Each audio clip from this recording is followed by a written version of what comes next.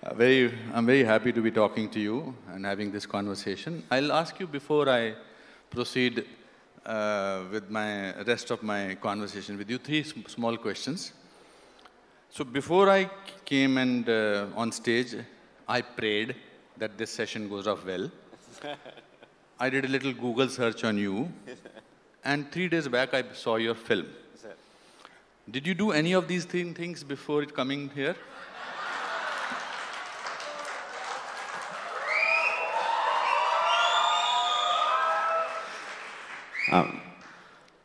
You had to do that because you don't know about me. I needn't do that because I know about you.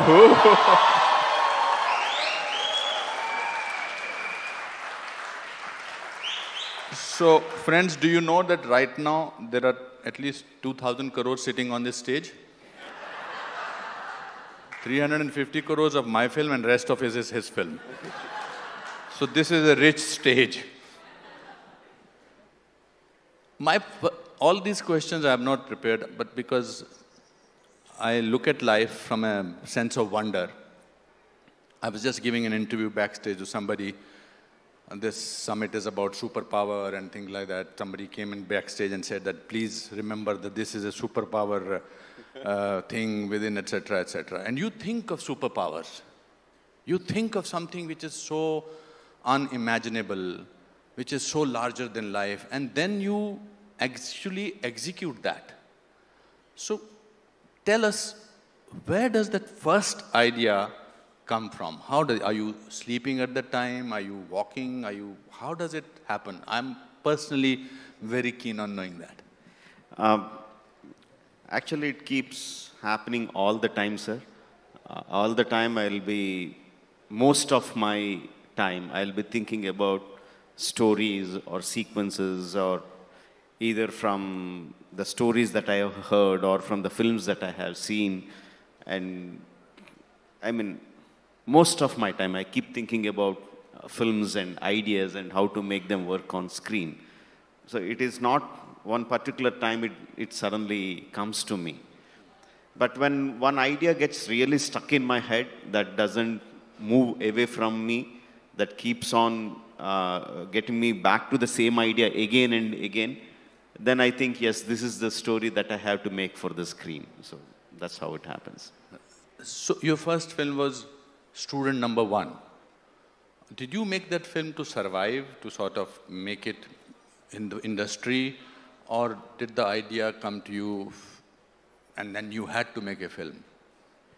At the time, I was not even prepared to become a director, sir. I mean, as a film director, I was directing a TV serial, and I thought I would make a couple of more serials, make some money, because to make trials for a film, then you won't have any work. So you have to survive. So at the time, my idea was I'll need at least 2-3 years to go in search of my first film, to convince some producer to make a first film with me. I thought I'd need 2-3 years. So I was not even prepared to direct the film at that time. But suddenly the opportunity came to me, and there was no second thought. I just jumped in and made it. How were you as a student? How were you yourself in studies? Let me tell them before I have never got more than 38% marks.